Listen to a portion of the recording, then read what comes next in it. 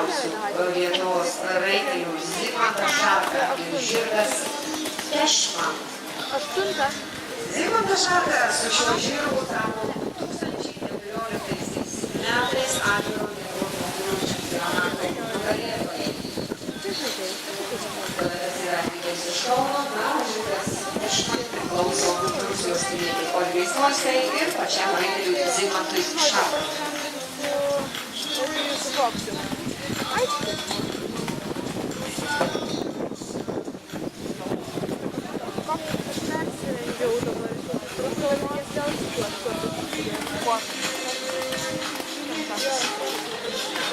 Bet jau nemoksiu, bet ir man. Tada, kai sunkiai tas šoktų, tokia atsakomybė, tai gal, tai galiu pasakyti. Esi pašvariai peršokti viskas. Tai pačiausiai, bet jau dabar jau nebeiškiu.